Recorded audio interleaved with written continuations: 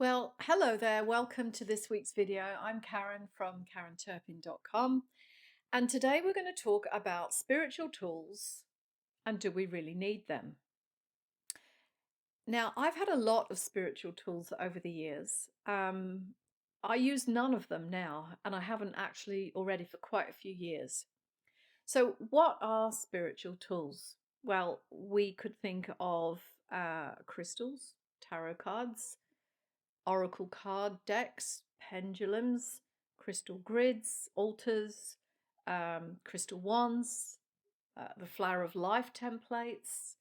We could think of mantras or certain words that you use every time you open a meditation or a healing space or close it.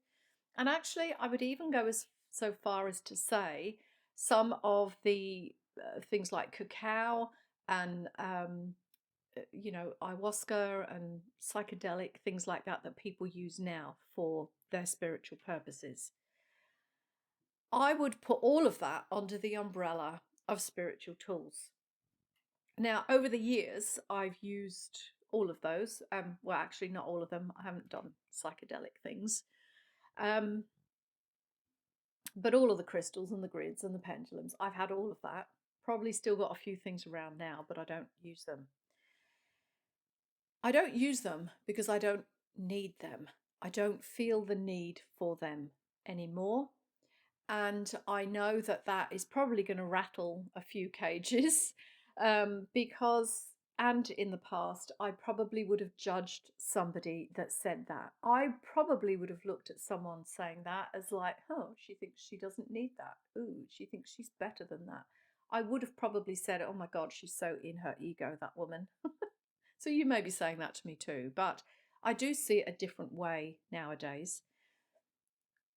And how I see it quite differently is that I know now that the power to do the work that I do comes from within me. Well, it actually comes through me, really. It's consciousness. Now, I also know that you have that very same power. About, I think it was 22 years ago, I went off to train at a spiritual college, and my tutor there on the first day asked all of us, okay, how do you tune in? How do you tune in to do your psychic or mediumship reading? He wanted us to just tell him what our little routine or system was. And I said, well, I usually pull one or two cards and, I kind of go from there. I never did classic tarot.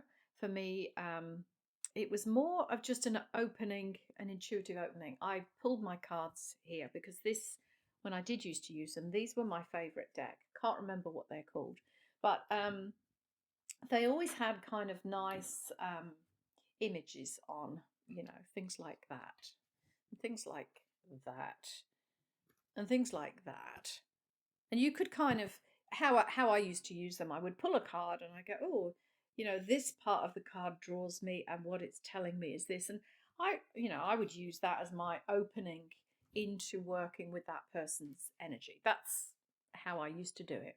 Other people said though that they they use pendulums. They start with a pendulum, or they ask to hold the person's watch or something, and they do psychometry. And there are many ways, many tools, right, that we can use to begin our process of working with someone.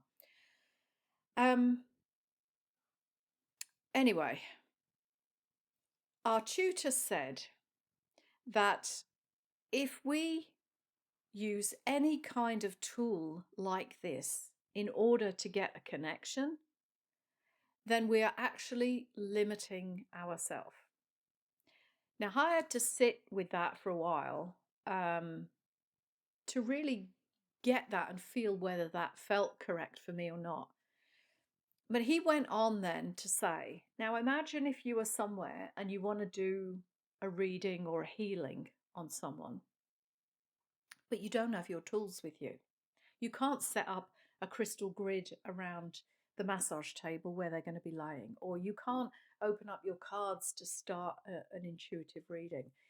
He said, if you haven't got your tools with you, you can't work anywhere, everywhere. And he said, you will struggle because you've become so reliant upon your tools. And he said, the longer you use that as your system, as your tool, then the harder it will be when you don't have them. Well, that was pretty much the day that I stopped relying on any of those tools. Now, I have taught people crystal grids and things like that over the years, but I pretty much, or certainly put down the cards. I didn't use the cards anymore in the way that I had been. If I use them now, it's for a little bit of fun. It's very rare. The truth is that we are always connected to Source, to the divine. We don't actually need any of these tools to help us to connect or to get information because we're always connected. We just have to tune in, to that vibration, to that frequency, or expand our energy field so that we can feel what's around and what's coming in. We don't need physical tools to do that, is what I'm saying. We just have to align to the energy, and it kind of comes through. It's not even really that it comes through, it's just that we begin to sense it and we pick it up, and there's a knowing that comes with that as well. So you've probably heard the analogy of tuning like a radio station in to pick up what you want to pick up. And it's a little bit like that, really. But you don't have to sit there and consciously say, oh, I need to tune in to this person. It's like an overall sensing, feeling, knowing thing within your energy and consciousness. So the information that we want to pick up, whether it's healing energies or, intuitive reading kind of energy, it's always there. We just have to be open to that field of consciousness and allow it to come into our awareness, really. So what about working with crystals? Well, I famously said some years back that putting crystals in your bra doesn't work. And I know I upset a few people who like to put lots of crystals in their bra. The thing is, it's true that different crystals have a different vibration to one another. And they say that certain crystals align to certain things, like rose quartz aligns to love, and citrine aligns to abundance, and then you use tourmaline for protection, and you use like smoky quartz for grounding and things like that. Now, it's true that crystals have a different vibration. I don't know who came up with the idea that citrine is for abundance or rose quartz is for love. I don't know who invented that. If you know, please let me know, because I would be interested to hear about that. I don't know where that bit comes from. But the point is, do the crystals work on their own? And no, I don't think they do. Now, I used to teach crystal healing. I used to do crystal healing. I used to teach crystal healing. I used to make beaded jewelry with crystals. And at the time I was saying, oh yeah, wear the rose quartz because it will assist your healing process, or whatever it was that I said. So I've been into all of that stuff over the years. Been in all of it, left all of it go, moved out the other side. But the point is, if you want to be wealthy and you think, oh, I'll put citrine in my bra, or I'll wear a necklace with citrine, that will make me abundant. Well, will it really? If you want to attract lots of money and you wear citrine to bring in that money, does it really? I don't think so. And believe me, I've tried. I have tried wearing citrine and thinking, I'm a millionaire. I'm not a millionaire just because I wore a piece of citrine. The citrine doesn't help.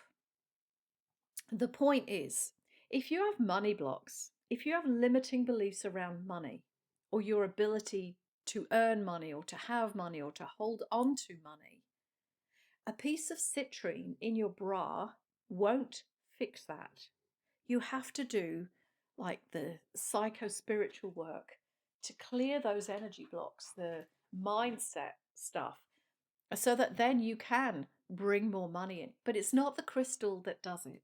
And equally, if you want to attract love, maybe you want to find your soulmate, wearing rose quartz doesn't make that work if Deep down inside, you have a belief, maybe because what you experienced in childhood or some of the experiences you've been through in life. If you have a belief that all men are nasty and they cheat on you, or maybe all women are only after your money, if you have that as a belief, then your brilliant mind, your subconscious mind, it only ever wants to protect you.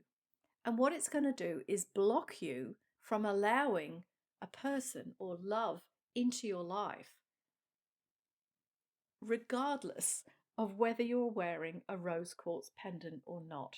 Because the point is, your mind wants to protect you. And if you have a belief that somebody coming into your life is going to hurt you, then you will unconsciously do things to destroy that relationship.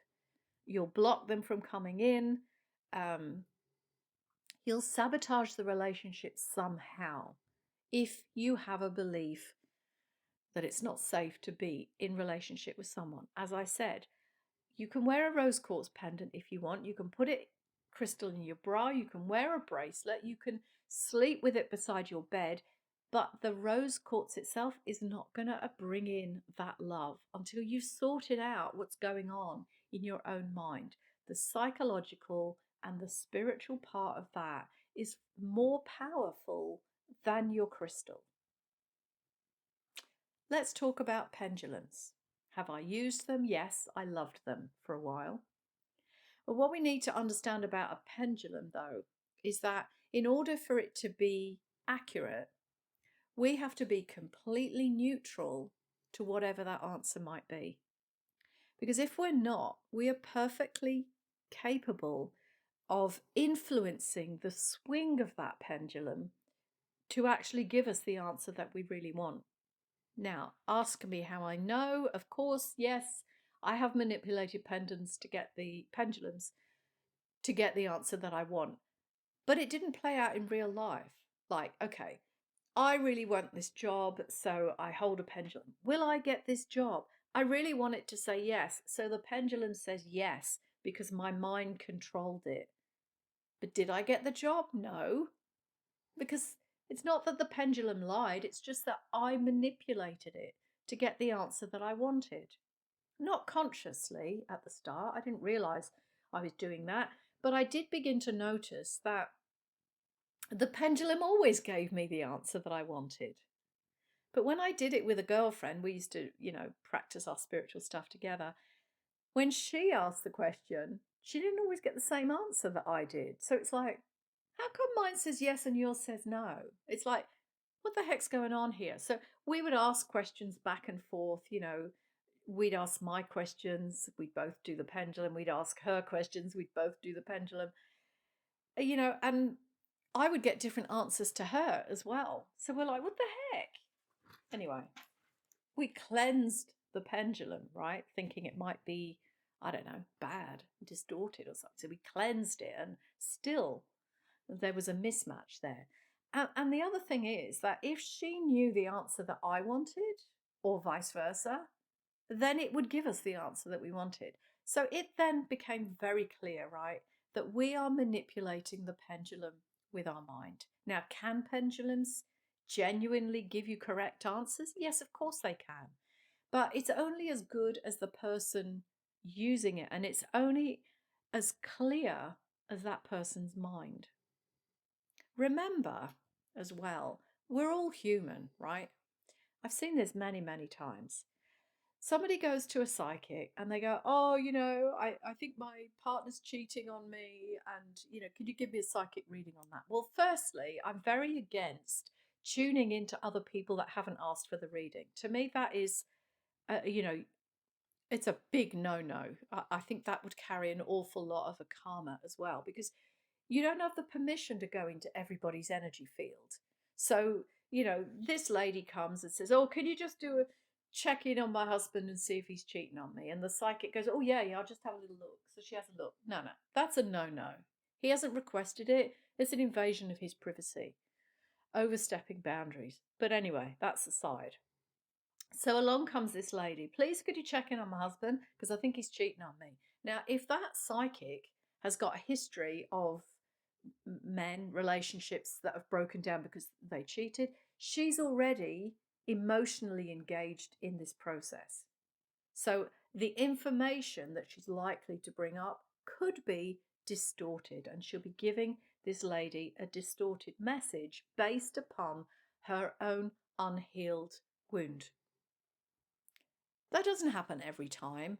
I'm not saying that. I'm just saying be wary of that because, we're all human. We've all got our emotional stuff to deal with, and some of it we haven't dealt with yet.